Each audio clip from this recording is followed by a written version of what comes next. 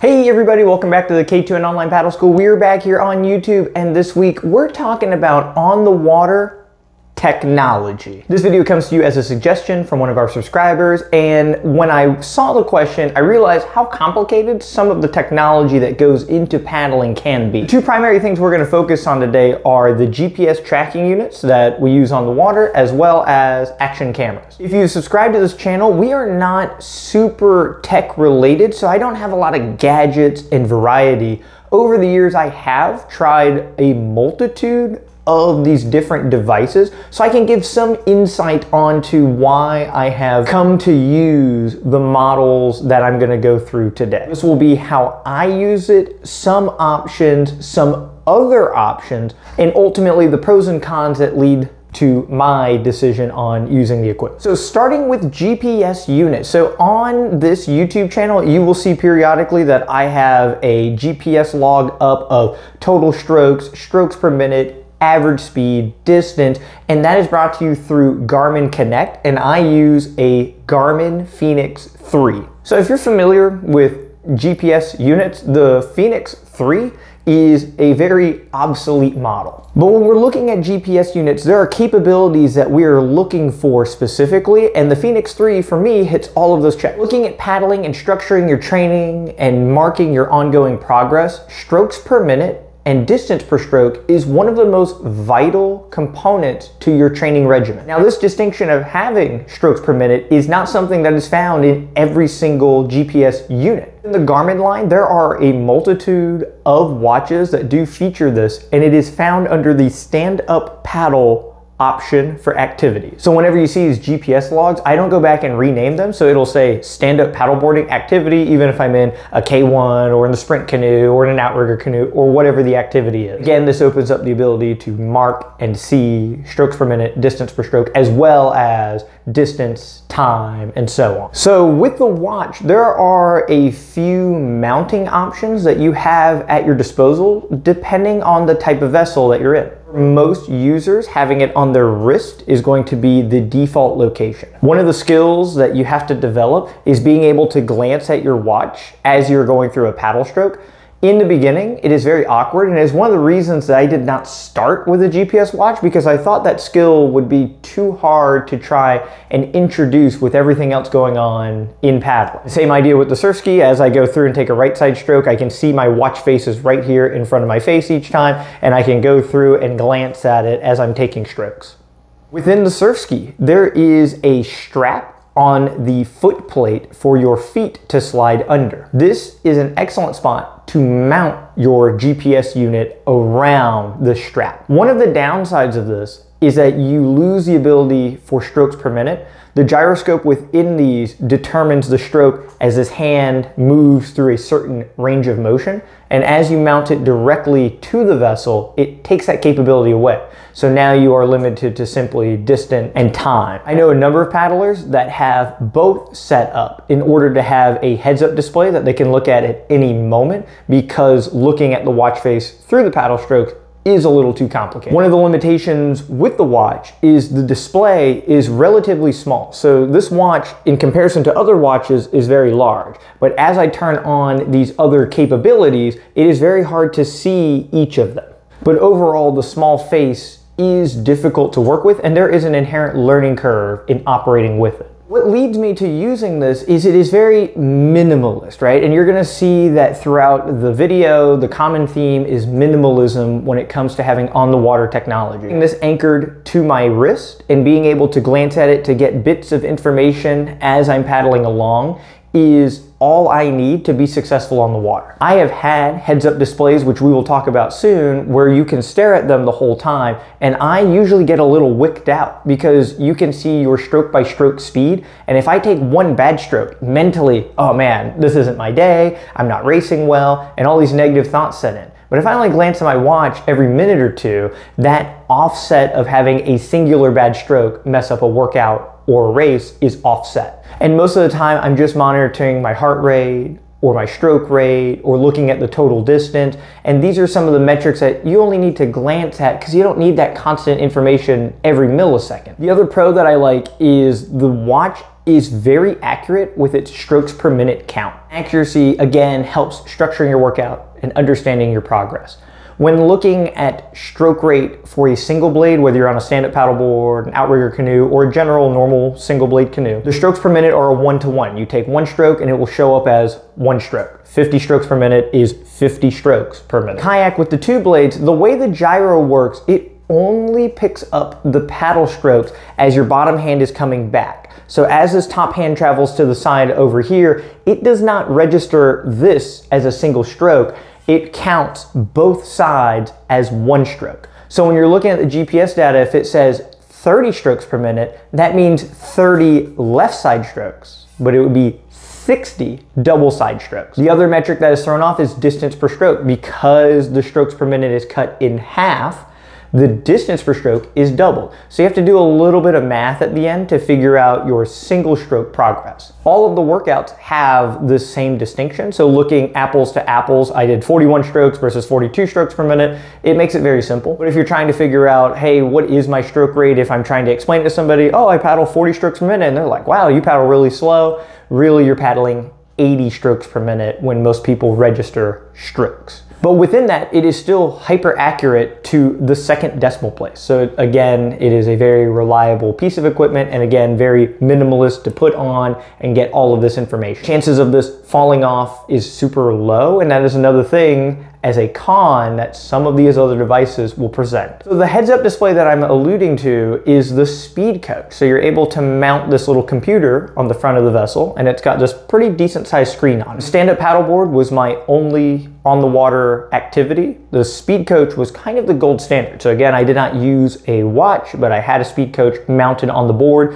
and even standing looking down, you can see it very well. Having a speed coach mounted on your surf ski or outrigger canoe, you're sitting much closer to the hull, and so it is much closer to you. It's very easy to see, grab, and operate with. It provides a tremendous amount of data that makes the Garmin look like it's operating in the Stone Age. So you can plug it into your computer, and it will give you an Excel spreadsheet of every meter that you travel and your current speed. You can break it down into so many different intricacies. You can also change the sensitivity of the device to match how often it updates the on-screen information. You can take 5 strokes and it'll give you the average from those 5, or you can take every 1 stroke and it'll go all over the place, 6 miles an hour, 7 miles an hour, 6 miles an hour, 7 miles an hour, and you can change that sensitivity based on your preferences. So some of the cons for me is having the speed coach only interact with your computer just provides one extra step that I don't like. The Garmin uses Bluetooth to connect to your phone, so all of that connect data goes right to your cell phone. So the convenience of coming off the water and I get in range of my truck, my phone and my watch are talking to each other. By the time I load all of my equipment and pick up my phone, I have my workout data in my hand. The speed coach, I gotta wait until I get all the way home, I gotta plug it in, I gotta download it, I gotta send it to my phone, and then from there, I work with the information that's given.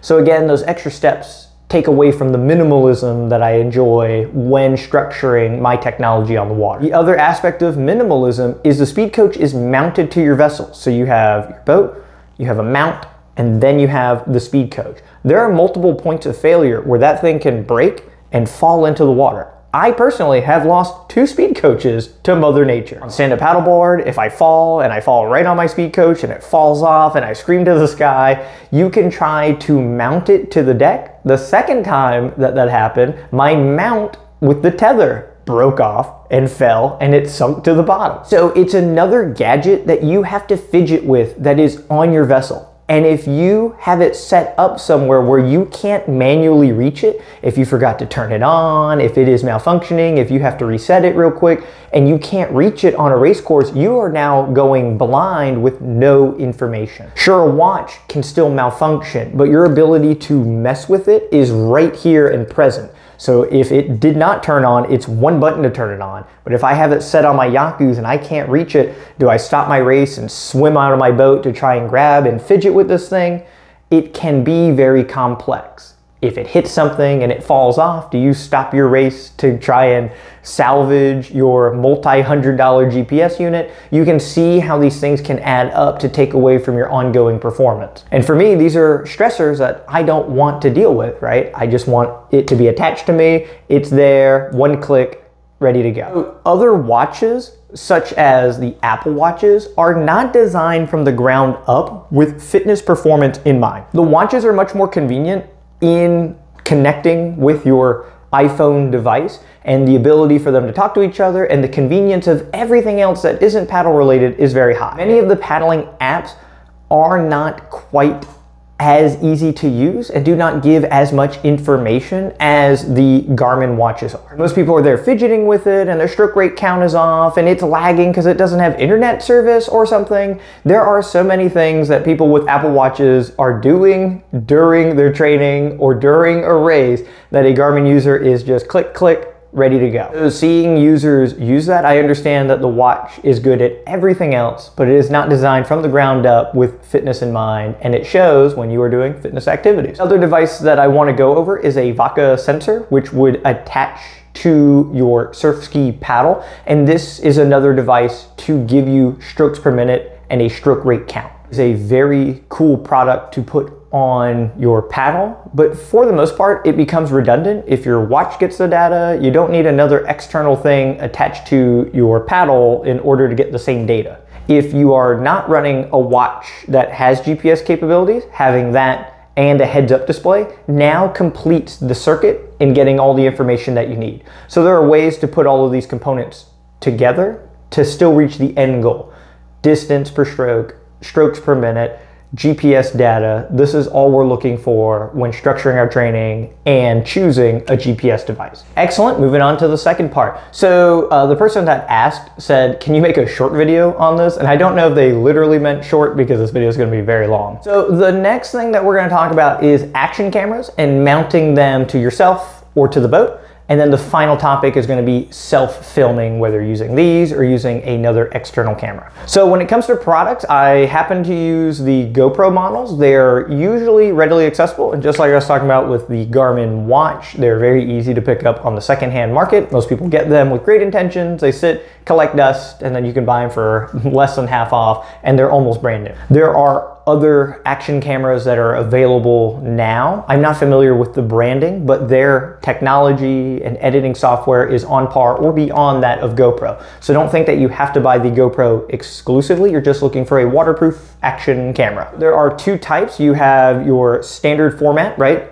When you aim the camera at something, it will get that footage that is directly aimed at. And if there's something next to it over here, it will not see it. And then you have the 360 camera, which at this angle is able to record my face, the camera, and everything in this room 360 degrees. The footage that you see here on the online school is shot with the 360 action camera. So you will see the footage turn left and right, and it is not the camera itself turning, it is just getting all of that information, and you go through the editing software and edit it yourself.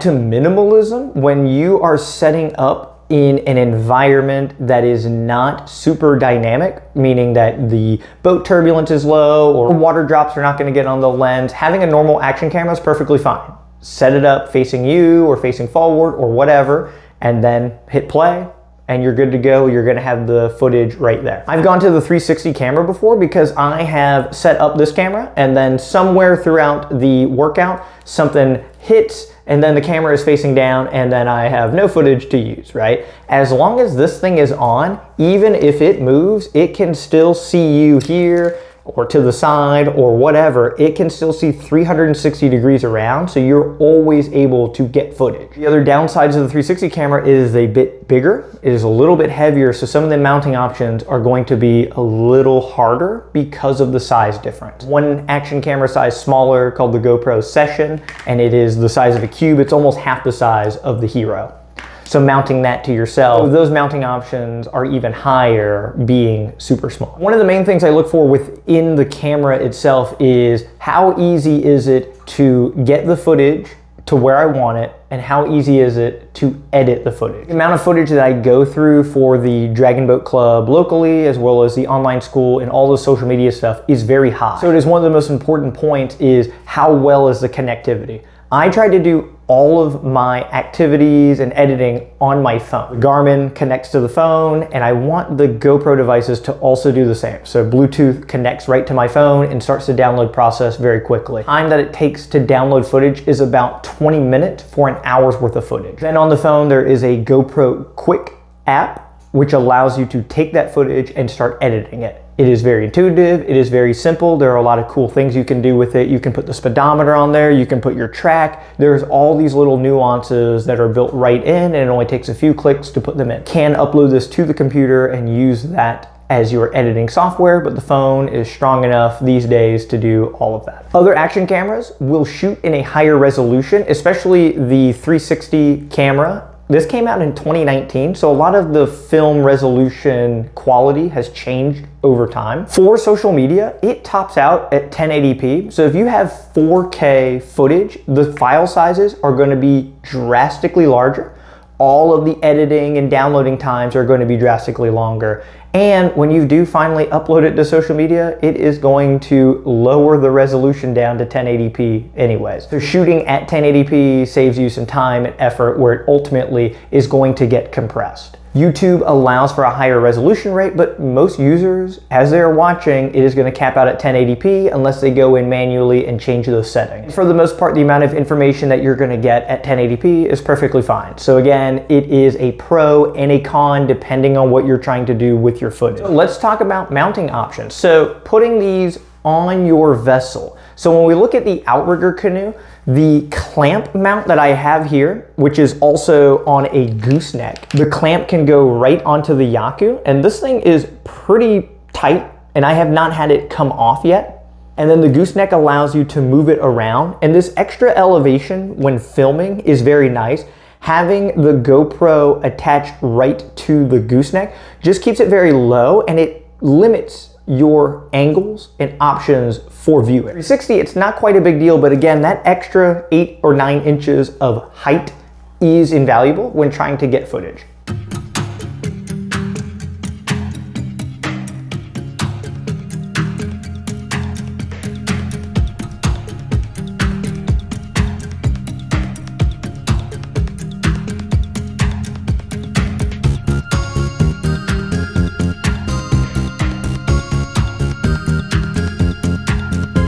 It is easiest to mount these on the outrigger canoes on the Yakus. Our club's OC6 is a spec model, and this goes right on our Yaku. I also, in that boat, and on that boat as well, some of the footage you've seen of the OC6, it looks like we have a drone flying behind us. And what it is a 9-foot dragon boat oar, which I have this attached to, and I have the dragon boat oar wedged behind seat 6.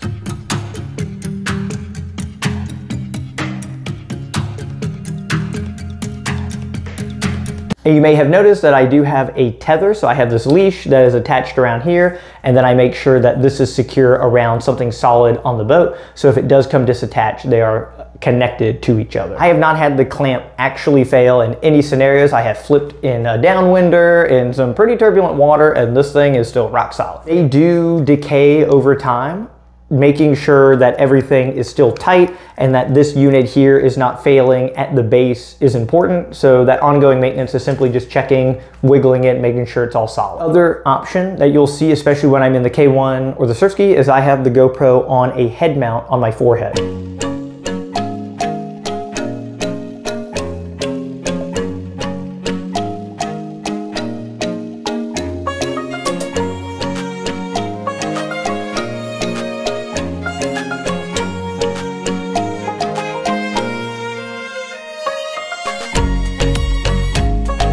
There is not a bunch of great places to put cameras on surf skis inherently unless you add some sort of mounting option. If the boat has handles at the front or the back, like a Stellar or an Epic typically do, it means that you can put this clamp on that handle. If you're in a tippy vessel, you will see this thing teeter-totter back and forth tremendously. And it may actually throw off some of your weight distribution and make the boat feel tippier because of the swing weight with the camera. Other popular options is using suction cup mounts to put on the vessel. And it is not a sure thing with a suction cup mount, so I am very tentative with doing that. I have done it with my K1 because it has a flat surface on the front, and I'm able to put a suction cup mount pretty tightly on there, and then using the tether to attach somewhere inside of the boat. So in the event of a fall, it is tethered to something solid. There are other mounting options that you can do with the surf ski by putting adhesive mounts down or fabricating something that is attached directly to the hull. Having a camera with elevation in the surf ski is vital to getting good footage. If you have it mounted to the deck behind you, all we can see is your lower back and your elbows flying around throughout the stroke. But if you can't see anything, it's not worth the effort and the hassle and threat of losing the thing just to get footage of your back. Having some sort of a mount that creates elevation on some sort of a pole or a tripod mount, something like that. So the final thing that we'll talk about is self-filming options. So having the GoPro attached right to the deck of your boat facing you gives you some information when self-filming for technique assessment. Adding elevation to this is important just to see more, right? Having the vantage point low and looking up from a wide angle will change and literally distort what the camera is seeing. So for technique assessment, it can get very complicated in understanding what you're seeing and what is real. Having it slightly higher minimizes that fisheye lens effect and gives you a more one-to-one accurate depiction of how you're paddling. In an outrigger canoe, it's very simple to mount a camera to the yaku and have it facing you, right? Whether from the front or the back. Having footage of both gives you more information, so you can look at both of them and try to discern how the front of your stroke looks versus the back of your stroke, and so on.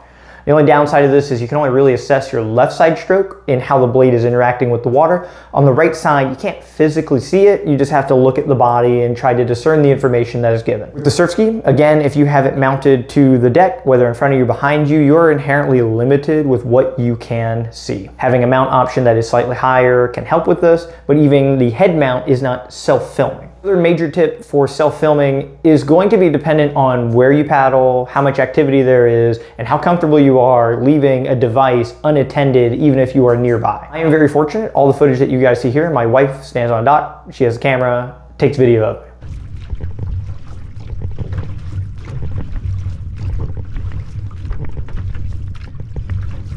There was a time frame where I did not have that luxury, and so I would use a tripod mount, and I would have the camera set up on a tripod, and I would frame it, get in the boat, go by, back and forth, come out, and check the footage to make sure it was what I was looking for. This can take some trial and error, and it also means that you have to bring a tripod, very similar to the one that I'm talking into now, and set that up on land. If you're in a populated area, you'll feel like a tremendous dork doing all of this while other people are just sitting there like, what are they doing? One of the only easy ways to get this footage, unless you have somebody that is there that can hold a camera and take video of you.